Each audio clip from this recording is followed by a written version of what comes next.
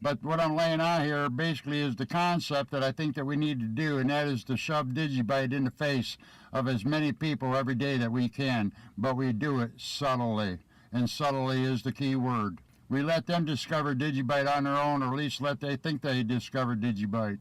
So I hope I can, explain that in some kind of way so you kind of get what I'm saying. If we all work towards the same goal of turning DigiByte into a household name, and somehow we all work together on this, we have a small army, and it really shouldn't take all that long. But that's what we need. We need ideas, and we need people to be thinking about this. We need 150,000 people thinking about this. So when I lay out my own personal road trip, that's what it is. That's just what I'm doing. We got people spread out all over the world, different types of lifestyles, different communities, different countries. We're all in this together, and we need to work together.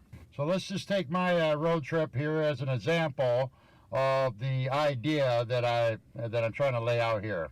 My car here, as you can see, is all lettered up, DigiByte Future Money decals. That car is going to stick out like a sore thumb when it's going down the highway or through the cities or even parked at a parking lot. It just sticks out. You can't help but read the decals. Well, that's the whole idea. The whole idea is I want to shove DigiByte right in the faces of as many people every day that I can, but I want to do it subtly. By that letter job, they can't help but see it, and there'll be enough of them every day that are going to wonder what DigiByte is, that hopefully they'll go home and start doing a little research. But that's different than me going around trying to drive DigiByte down somebody's throat. I'm never going to do that, and I hope you never do that either, because honestly, that doesn't work. That type of approach, all that does is turn people off, and once they're turned off on anything, they block it out, and no matter how good the thing was or the idea was, it's blocked out pretty much forever. So the whole idea is to do this very subtly. I believe in self-discovery.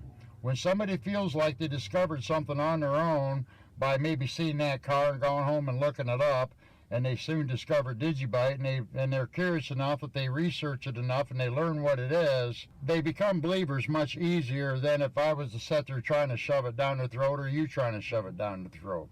So trying to hard sell people or whatever just doesn't work. Self-discovery does. When you discover something on your own, you're much more interested in learning because you're learning it on your own at your pace, and nobody is trying to drive it down your throat. See, honestly, I believe that's where all the Litecoin pumpers made their mistake, and that's been going on for months now. To me, they were basically trying to hard sell Litecoin by promising the moon. By telling you Litecoin's going to 9,000 or 20,000 or what all these numbers they use. I think doing that was actually to their detriment. People only believe something one time, and if it doesn't happen, then they start to get discouraged and they just walk away from it. And I believe that's what's happened in Litecoin.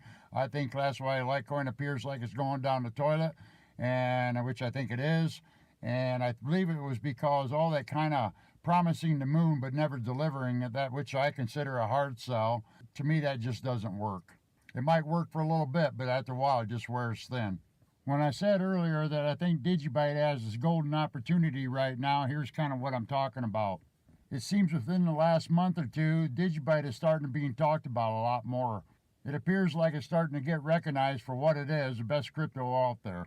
So I believe that since it's starting to be talked about more, we have just a little bit of momentum started, and I think we need to take that ball and run with it. Another thing I think is worth noting is what Jared Tate said in the interview that he did with the Abra CEO. In fact, if you haven't watched that interview, I really believe you ought to go take a look at it. It's pretty interesting. Jared Tate did an interview with Bill Barnhart, CEO of Abra, and just recently here, it was about 20 minutes long. It's worth looking at it. There's a couple things to note on that. For one thing, pay close attention what Bill Barnhart said about DigiByte when it comes to Abra.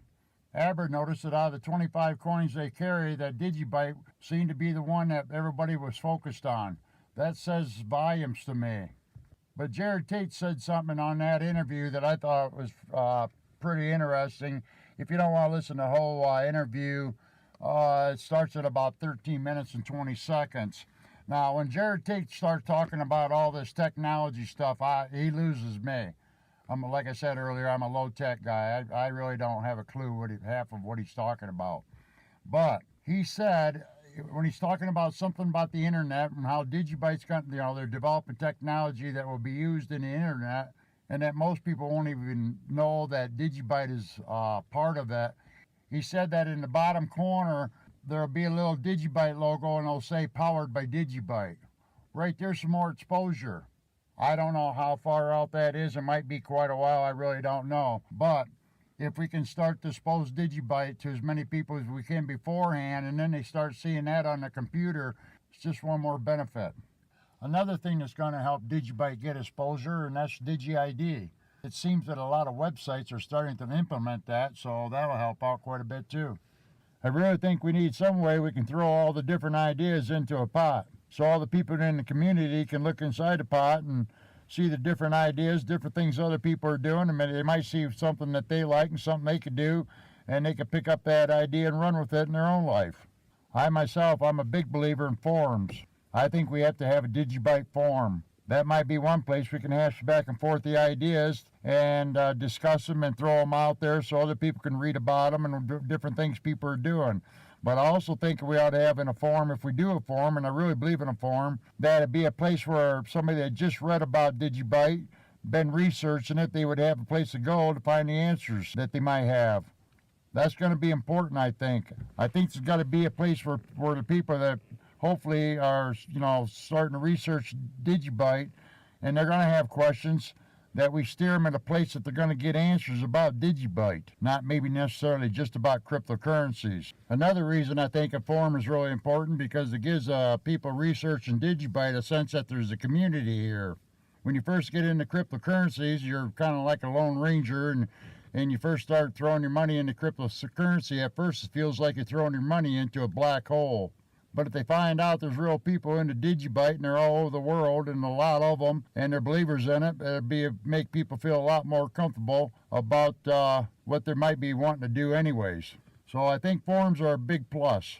Maybe a meetup group somewhere could take that on as a project and get one started. I wouldn't know how to start something like that, but I think it'd be a good idea. While I'm on the subject of things that we need right now, I might as well bring this one up too. We need several videos, DigiByte explained, but I believe the videos should be so simple, it's like you're trying to explain DigiByte and blockchain to a kindergartner. That way grandma can get it.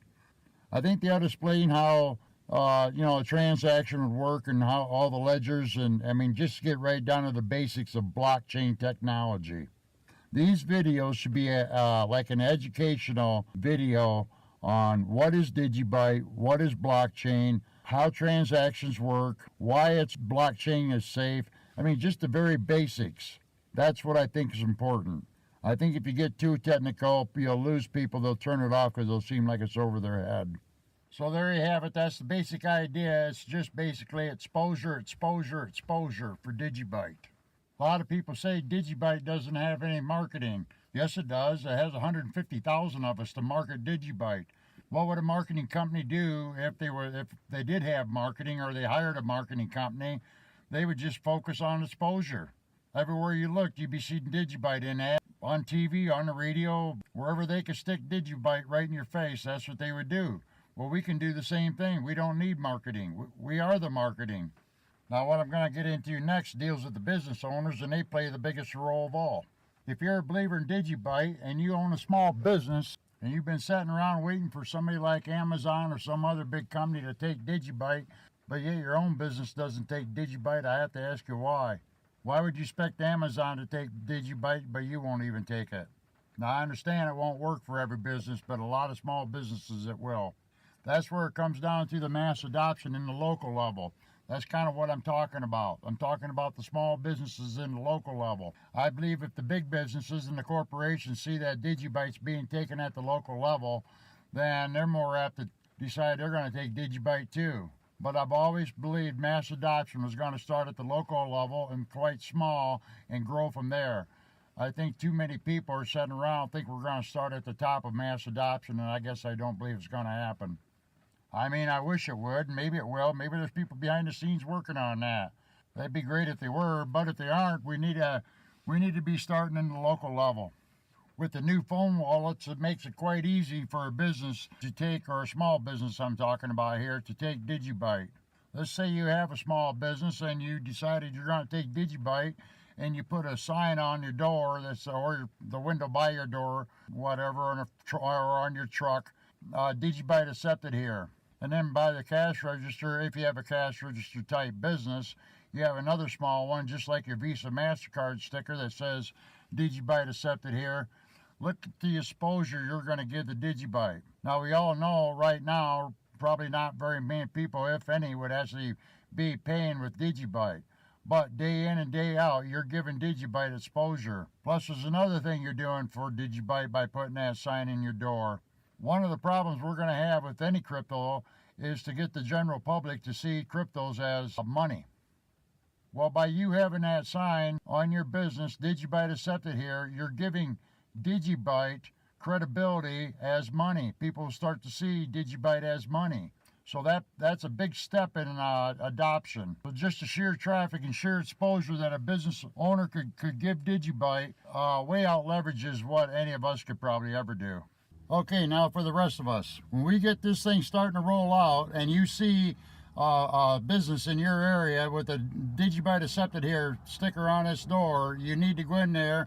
Hopefully you're going to do business there anyways. I'm not saying go buy something you're not wanting, but go in there and pay for that with DigiByte. Now, I know there's people out there that think, well, no, I'm not going to spend my DigiByte. I want to keep them. Well, I used to think that way myself, but I tell you what, I thought long and hard about it, and I changed my mind on that. No, we need to spend them, and I'll tell you why.